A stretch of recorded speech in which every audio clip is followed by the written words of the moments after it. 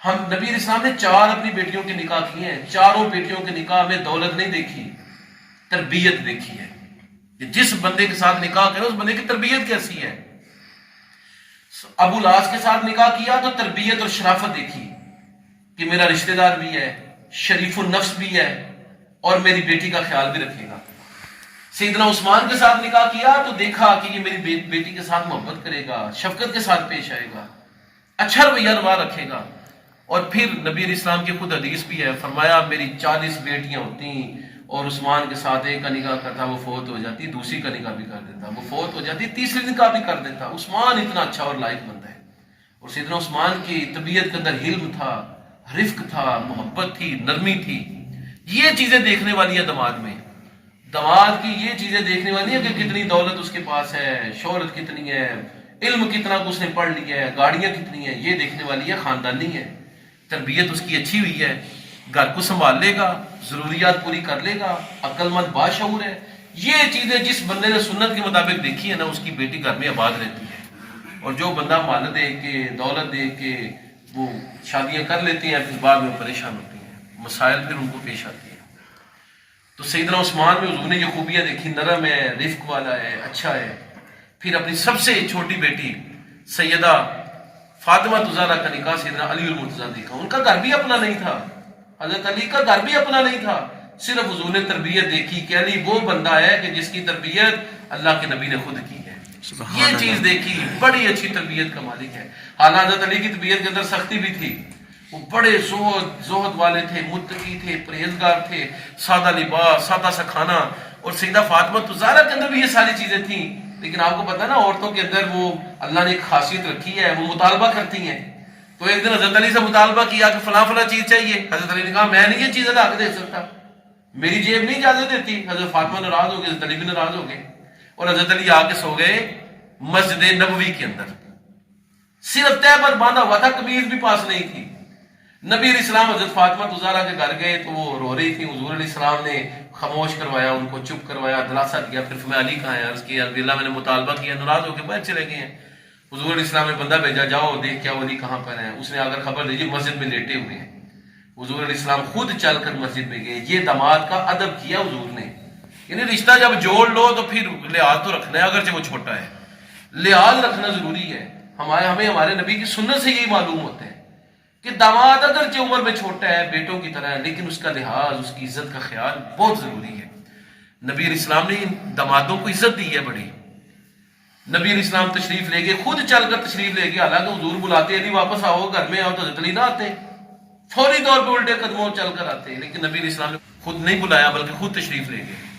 حضرت علی المرتضیٰ سوئے ہوئے تھے، نبی علیہ السلام نے اپنے پاؤں مبارک سے حضرت علی کی تربیت کی تھی نا، اور مذاق بھی ان کے ساتھ تھا، تو نبی علیہ السلام نے اپنے پاؤں کے ساتھ ان کے پاؤں کو ایسے کر کے ہلایا جب وہ سوئے ہوئے تھے، اور میں اٹھ ابو تراب، قم یا ابا تراب، ابو تراب اٹھو، مٹی کے باپ اٹھو، کیونکہ ان کے جسم سارے پر مٹی لگ گئی تھی مسجد نبی کی۔ حضرت علی کہتے تھے میری کنیت تو ابو الحسن ہے، لیکن اللہ کی قسم حضور نے جو مجھے کنیت ابو تراب دی ہے، یہ مجھے سب کنیتوں سے زیادہ پسند ہے، مجھے اسی کنیت کے ساتھ پکارا جائے۔ اور پھر نبی علیہ السلام کا حضرت علی کے ساتھ بڑی محبت تھی۔ اظہار محبت کا طریقہ یہ تھا کہ حضور اسلام کبھی مذاق بھی کر لیا کرتے تھے۔ طریقہ کار کے اندر ہے کہ داماد سے مذاق بھی کیا جا سکتا ہے، لیکن اس کی ایک حد ہے۔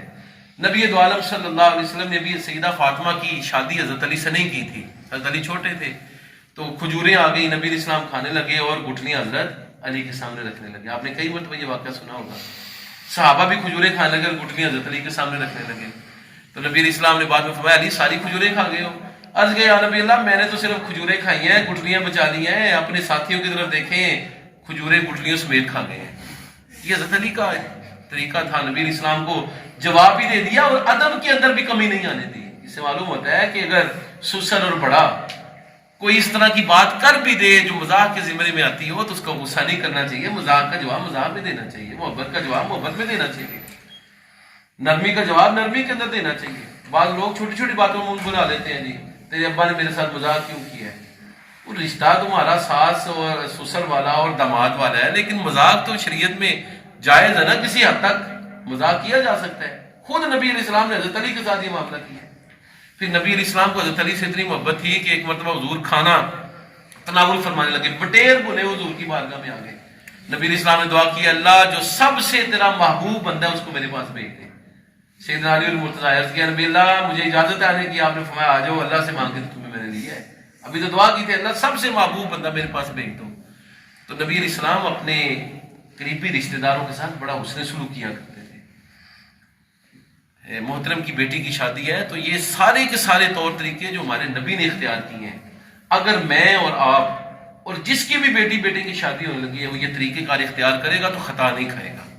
لیکن اگر ان طریقہ کاروں سے ہم پیچھے ہٹیں گے تو پسماندہ ہو جائیں گے، پریشان حال ہو جائیں گے. ان چیزوں کا لحاظ رکھنا بہت ضروری ہے. نبی دو عالم صلی اللہ علیہ وسلم کا طریقہ کار یہ تھا، عزت دو اس کے بدلے میں پھر تمہیں عزت دی جائے گی. اور آپ نے فرمایا لیس منا من لم یرحم صغیرنا ولم یوقر کبیرنا، جو بڑوں کی عزت نہ کرے، چھوٹوں پر رحم نہ کرے، اس کا ہمارے ساتھ کوئی تعلق ہے ہی نہیں. تو ہمیں بھی اسی کا لحاظ رکھنا چاہیے. بیٹیوں کے ساتھ بڑی محبت ہوتی ہے جی. بیٹیوں کو تکلیف پہنچے تو بڑی درد ہوتی ہے، بڑا دکھ ہوتا ہے، بڑی اذیت ہوتی ہے، بڑے مسائل آتے ہیں. لیکن بیٹی اگر شکایت کرے سسرال میں جا کے تو ایک کان سے سنے دوسرے سے نکال لیں. بیٹی کوئی سمجھائے یہ بھی سنت ہے. لیکن اگر کوئی مسئلہ بہت گمبھیر ہو پھر بات کی جا سکتی ہے، بیٹھ کر سمجھایا بجایا جا سکتا ہے. سیدہ فاطمہ زہرا حضور کی بارگاہ میں ایک دن حاضر ہوئی، رو رہی تھی، رستے کے اندر روتی ہوئی آ رہی تھی، آنسو بہ رہے تھے.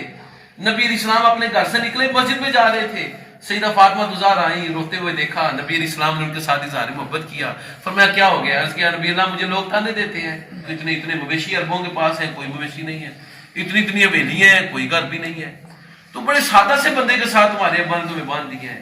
نبی دو عالم صلی اللہ علیہ وسلم نے سیدہ فاطمہ زہرا کے ساتھ غصہ بھی نہیں کیا اور ان کو بات بھی سمجھا دی. فرمایا ہوا کیا ہے؟ عرض کیا وہ مجھ سے ناراض بھی ہوتے ہیں. نبی دو عالم صلی اللہ علیہ وسلم نے پہلے فرمایا کہ میں نے اپنے اہل خانہ میں سے سب سے بہترین ہستی کے ساتھ فاطمہ تیرا نکاح کیا ہے.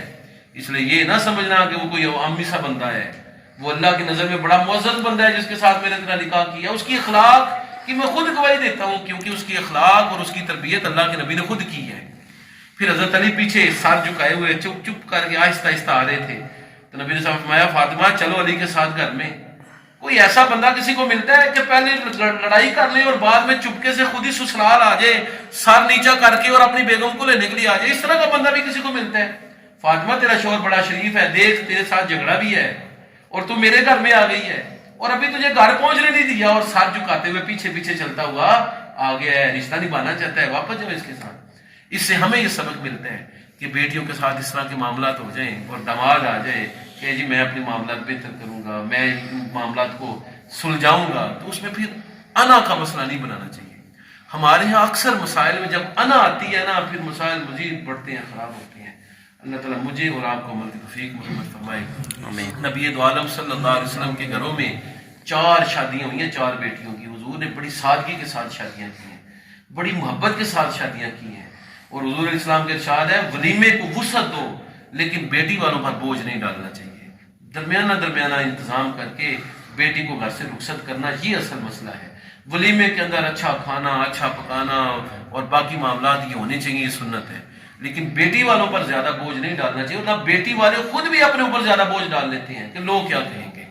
لوگوں کی پرواہ نہیں کرنی چاہیے کہ اس نے شادی سادگی سے کر لیا جی، اس نے کوئی رسومات ادا نہیں کی جی، اس نے فلاں رسم دی، جوتا چھپائی وہ نہیں کی. یہ لوگوں کی باتیں توجہ کرنے کی ضرورت نہیں ہے. توجہ کرنے کی ضرورت ہے کہ اللہ نے اپنے پاک کلام قرآن کریم میں کیا حکم دیا ہے اور نبی اسلام نے اپنے پاک ارشادات میں کیا حکم دیا ہے اور صحابہ کا دستور اور طریقہ کیا تھا. رسومات کو 3 طلاقیں دے کے زندگی سے نکال دیں، سادگی کے ساتھ اپنے معاملات کریں تو انشاءاللہ العزیز رحمت اور برکتی ہوگی، عزت ہوگی بھی اور عزت بڑھے گی بھی. اللہ تعالیٰ مجھے اور آپ کو عمل کی توفیق مرمت فرمائے. رب تعالیٰ عارف صاحب کی بھتیجی کا گھر آباد ہونے جا رہا ہے، رب تعالیٰ آباد اور شاداب فرمائے. دونوں کے رشتے کو اللہ تعالیٰ مضبوطیاں نصیب فرمائے، خیر و عافیت کے ساتھ سارے معاملات ہوں. انہوں نے بڑا اچھا طریقہ اختیار کیا کہ رسومات اور غلط چیزیں اور گانا بازی کے بجائے انہوں نے اللہ اور اس کے رسول کا ذکر کیا ہے، نصیحت کی محفل سجائی ہے. اللہ تعالیٰ جو سنا ہے اس پر مجھے پہلے عمل کی توفیق مربت فرمائے، پھر آپ کو بھی عمل کی توفیق مربت فرمائے. رب تعالیٰ ہم سب کے علم، عمل، صحت، رزق میں خیر و برکت نصیب فرمائے.